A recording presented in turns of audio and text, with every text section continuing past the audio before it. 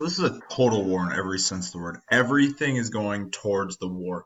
I mean, the U.S. is turning car factories into making tanks, and there's war rationing going on where people can't buy certain products because they are all going towards the war effort. I mean, you have civilians getting bombed, whether it's Tokyo, Dresden, Shanghai, London, Hiroshima, Nagasaki. I mean, it's a very different feeling for this war compared to basically every other war that's ever happened. Now, but forever, it should be noted that most people's daily lives really don't change a ton. I mean, the daily life of people, life goes on. There's stories of people literally watching D-Day from their houses. Now, in many cases, there's military control and puppet governments are being the most common thing. Manchuria, Burma, and the Philippines are puppet governments. Thailand is going to remain independent after it aligned itself with Japan and get some rewards. Laos and Burma are territories as well. Where meanwhile, other places get military occupations. Dutch East Indies, Hong Kong, Singapore, Borneo, and New Guinea all get military occupations. So what it was basically it really depended on who controlled it before. If Europeans controlled it, the Asian or Japan put a military control over it. If it was an Asian group before, then they put puppet governments in place. On the German side of things, Denmark retains their elected government under German supervision.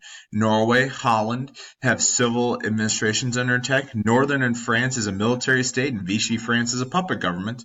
Eastern Europe is under military control, so it really depends on what they're doing. As a whole, you have multinational governments all over the place. You take anti-communist forces in Belgium, France, Denmark, Holland, and Norway all join Hitler because they don't want anything to do with the Soviet Union. Bunch of people are joining the German and Japan side to get wealthy. Business people are getting wealthy. In Asia, there's new economic imperialism going on. You have POWs getting used as slaves. You have 7 million foreign workers inside the German Third Reich. Japan has around 10 million Chinese people working for them. One of the most famous things that goes on here with the occupation is what's called Unit 731.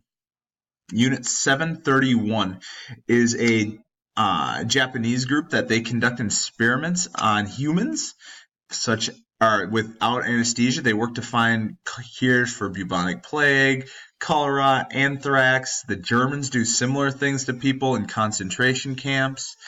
It's just not good. They're trying to find antidotes to different diseases. The Germans want to see how different races could handle things. There's a lot of nastiness in this war, folks.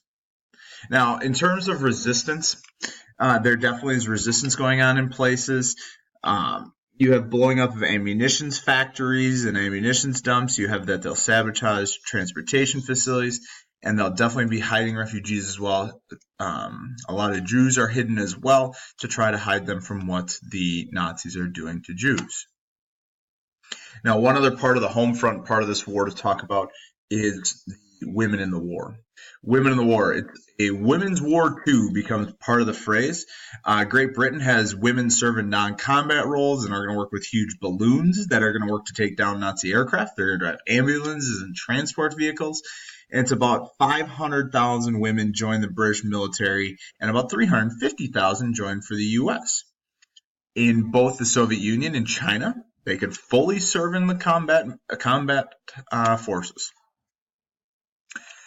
A part of the reason they did this was they thought that after the war, they would get something, but then after the war, they just turned back to traditional roles. One thing about women, with kind of working back to that last slide as well, with occupation, collaboration, and resistance, women were commonly used in resistance efforts.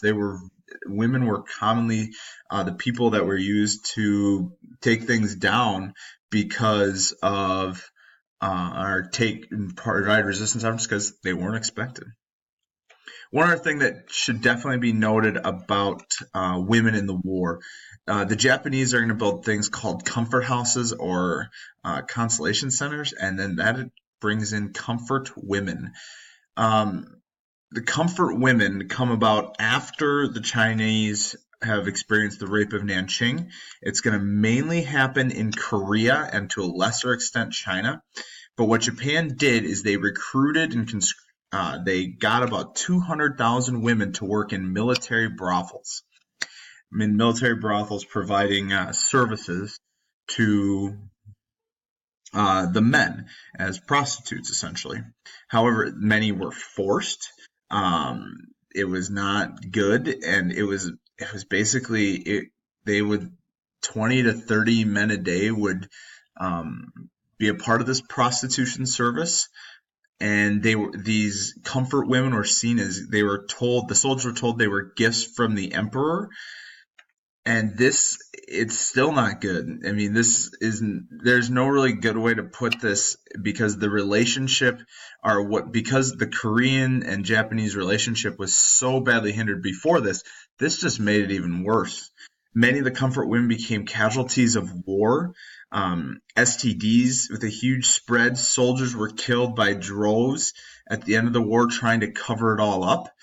The women's lives were ruined because they were seen as just substandard people post-war in Korea. And so their lives were completely ruined. They'd been completely taken advantage of by the Japanese. And now after the war, they really don't have good lives either because of the acts that had taken place during the war. As a whole, this war, I don't have a ton of positive things about it on the home front. It's a total war. Everything is going towards the war effort. But between Unit 731 and military control over things, and then you have comfort women, there's not a lot of positives here.